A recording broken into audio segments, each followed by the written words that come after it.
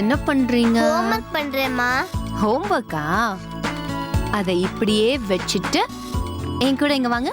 என்னம்மா? அம்மா உனக்காக என்ன வாங்கிட்டு வந்திருக்கேன் தெரியுமா?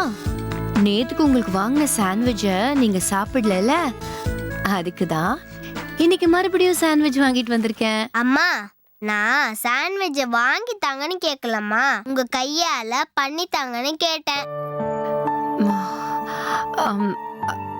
அது இன்னொரு நாளைக்கு நான் பண்ணி தரேன். இப்போதைக்கு நீ இதை சாப்பிடுமா.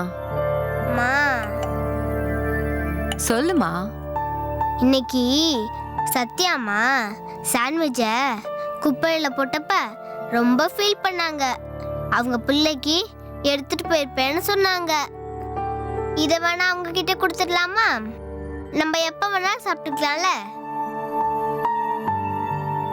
ஒண்ணு பண்ணு, நீயே சத்யாமாக்கு ஃபோன் பண்ணி அவங்கள வர சொல்லி இத அவங்க கிட்ட கொடுத்துரு.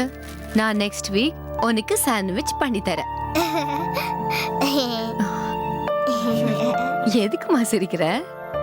இல்லம்மா, நம்ம வீட்ல நெக்ஸ்ட் வீக்கே வர்றது இல்ல. இன்னைக்கு அசம்பிளில எப்படி தெரியுமா கை தட்டி பாராட்டினாங்க. இன்னும் 1 வீக் தான் என்னோட டிராயிங் ஸ்கூல் வெப்சைட்ல இருக்குமா. அத பாக்குறீங்களாமா? அம்மா இன்னைக்கே பாக்குறேன்டா. ஒரு சின்ன ஃப்ரெஷ் அப் பண்ணிட்டு வந்து பாக்குறேன். தேங்க்ஸ்மா. சிவானி, நீ வேணா இது சாப்பிடு. சத்யா குழந்தைக்கு நான் வேற சாண்ட்விச் ஆர்டர் பண்ணட்டுமா? இல்லம்மா, உங்களுக்கு எப்ப முடியுமோ அப்ப நீங்க எனக்கு செஞ்சு கொடுங்க, அது போதும். நான் உங்க கையால சாப்பிட்டுக்கிறேம்மா. ஜூலி கிட்ட எங்க அம்மா எனக்கு இதை செஞ்சு கொடுத்தாங்கன்னு பெருமையா பீத்திக்கணும், அவ்வளவுதான்.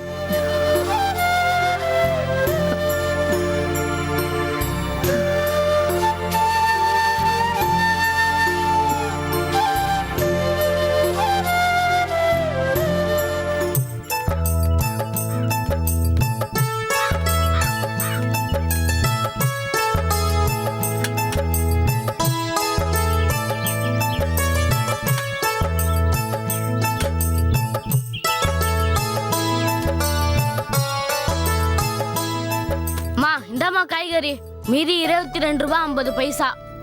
போய் சாமி உண்டியல்ல போட்டுரு. சரிம்மா.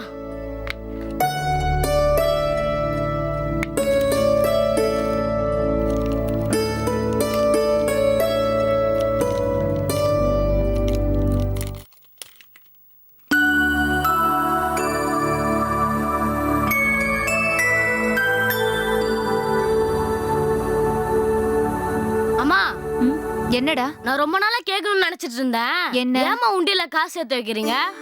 அது ஊர்ல நரசிம்மசாமிக்கு திருவிழா நடக்கும்டா.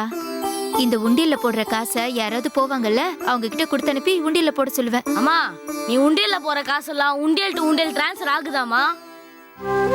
டேய், சாமியை கிண்டல் பண்ணாதடா. லட்சுமி நரசிம்மர் துடியா உள்ள சாமி. அம்மா, நான் சாமியை கிண்டல் பண்ணலமா. உண்டியல்னா பொதுவா 1 வே இருக்கணும், இப்படி 2 வேலாம் இருக்க கூடாது. நீ சாமிக்கு நேர்ந்து விட்டுட்டு உண்டியல காசு போடுற, ஆனா அப்பா அப்பப்போ இதுல இருந்து காசு எடுத்துட்டு போயிடுறாரு. ஆமாண்டா, என்ன பண்றது? அப்பா எடுக்கிறப்ப தடுக்கவா முடியும்? சாமி துடியா உள்ள சாமின்னு சொல்ல வேண்டியதானம்மா. சாமியை விட அப்பா துடியா இருக்காருன்னு பயப்படுறியா? சும்மா இருடா. சரி, அதை விடு.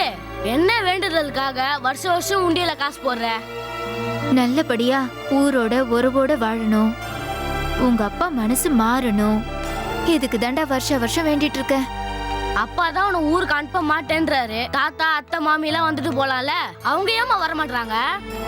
அதான் உங்க அப்பா பூ உறவும் வேணா ஏன் உறவும் வேணான்னு அத்துக்கிட்டு வந்துட்டாரே. அத்துக்கிட்டு வந்துட்டாரா? அப்படின்னா என்னம்மா? செத்தா கூட நல்லது கெட்டதுக்கு போக கூடாதுன்னு வச்சுட்டாரு. நமக்குன்னு யாரும் இல்ல, அதான் அவரு முடிவு. ஏன்டா சிரிக்கிற? மா, உண்டியல்ல காசை போட்டு வருஷம் வருஷம் நீயும் சாமிக்கு அனுப்புற. அந்த சாமியை எதுவும் செய்யல, உண்டியல உடைக்கிற அப்பாவும் உனக்கு எதுவும் செய்யல. அப்புறம் எதுக்குமா இப்படி ஒரு உண்டியல், அப்படி ஒரு வேண்டுதல்? அப்படி சொல்லாதடா.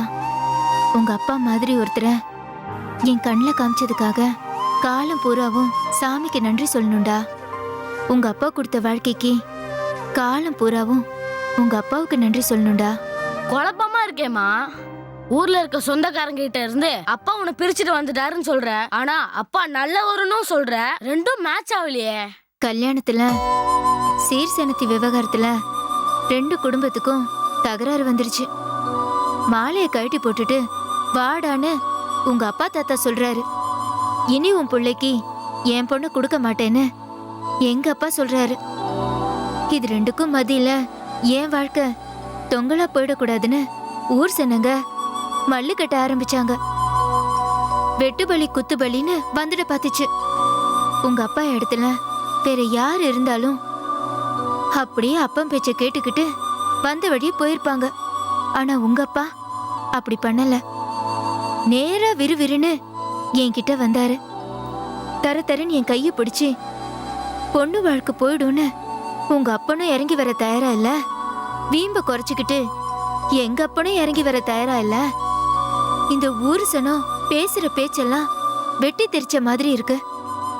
இந்த நிமிஷம் என்ன நம்பி வரதா இருந்தா உறவு எல்லாத்தையும் அறுத்து தூக்கி போட்டுட்டு வா. நானும் சொந்த பந்தம் எல்லாத்தையும் அறுத்து தூக்கி போட்டுட்டு வந்துடுறேன்.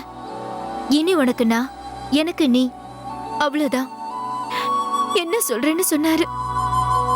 அப்படியே என் கைய பிடிச்சிட்டு சாதி சனம், ஊர் சனம், உறவுக்கார, தெரிஞ்சவன், வந்தவன் போனவன் எவனும் என் வீட்டுக்கு வரக்கூடாதுன்னு சொன்னாரு. அப்பவே என் கைய பிடிச்சு எடுத்துட்டு வந்துட்டாரு. இன்னைய வரைக்கும் அவர் என்ன அப்படிதான் வச்சிருக்காரு. அதனாலதான் என்ன ஊருக்கு அழைச்சிட்டு போங்கன்னு அவர்கிட்ட கேட்காம அப்படி ஒரு மனநிலைமைய அவருக்கு கூட சாமின்னு அந்த சாமி கிட்ட வேண்டிட்டு இருக்க. சூப்பர்மா, உன் கதை நல்லா த்ரில்லிங்கா இருக்கே. ஆமா, கல்யாணம் எங்க நடந்தது? இங்க வந்துதாண்டா வடபழனி முருகன் கோயில்ல வச்சு 4 ஏழை பாளையங்களுக்கு சாப்பாடு போட்டு கல்யாணம் கட்டிக்கிட்டோம். கவலைப்படாதம்மா, நான் உன் சொந்தக்காரங்க கூட சேர்த்து வைக்கிறேன்.